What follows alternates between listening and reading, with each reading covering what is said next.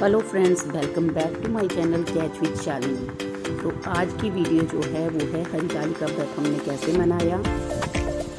तो आज मैं इसके बारे में आपके साथ शेयर कर रही हूँ। अगर आपको वीडियो अच्छी लगे तो लाइक, शेयर और सब्सक्राइब जरूर कीजिएगा।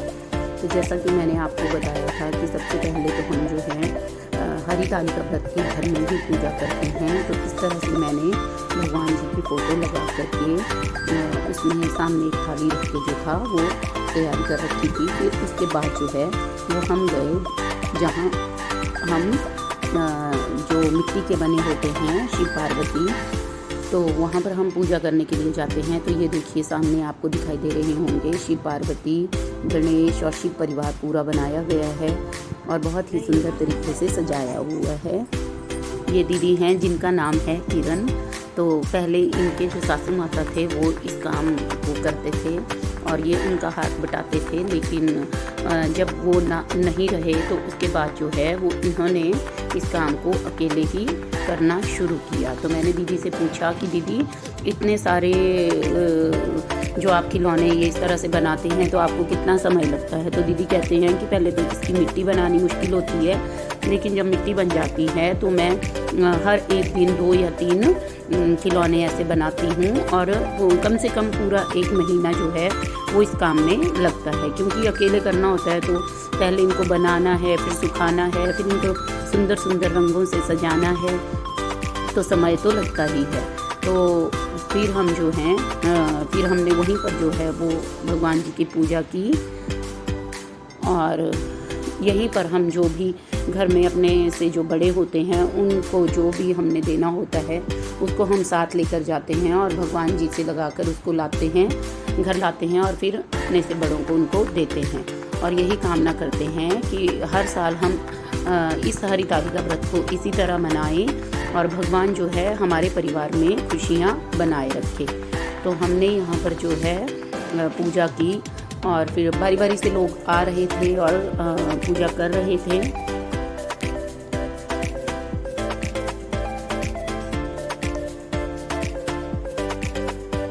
तो इस तरह से भगवान को फल जो भी हम सामान लेकर गए थे वो चढ़ाया। उसके बाद देखिए पानी में इस तरह से उनकी छवि को देखते हैं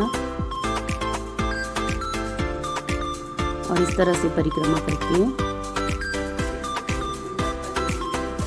फिर हमने वहीं पर कथा जो थी वह भी कर ली और जो सुहागी वगैरह देनी होती है वो उन दीदी को वहीं पर दे दी। इस तरह से बारी बारी से सभी आ रहे थे और पूजा कर रहे थे। इसके बाद जो है हम गए शिव और गौरा के मंदिर, वहाँ पर हमने माथा टेका और फिर घर आकर के जो बया रखी जाती है वो फिर अपने से बड़ों को दी जाती है। और शाम को हमने किया गायत्री शक्तिपीठ मंदिर में कीर्तन।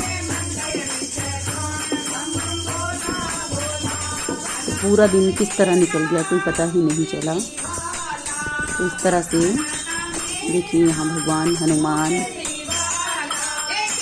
गणेश भगवान और अंदर जो है वो सरस्वती माता, गायत्री माता और दुर्गा माता की मूर्तियाँ हैं।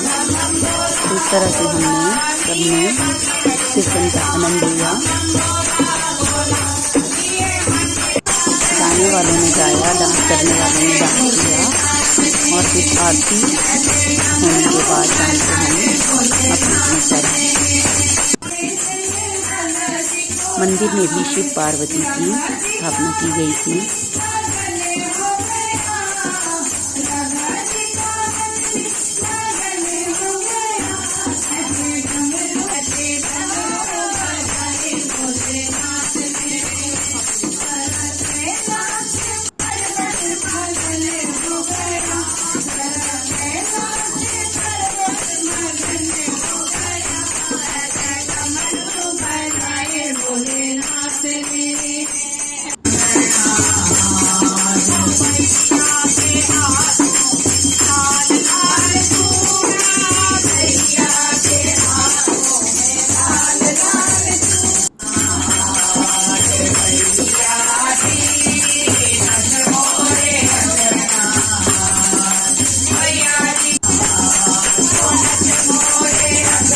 तरह से बड़ों ने बच्चों ने कीर्तन का खूब आनंद लिया और उसके बाद जो है वो गायत्री चालीसा और आरती के साथ जो है इस कीर्तन की समाप्ति हुई।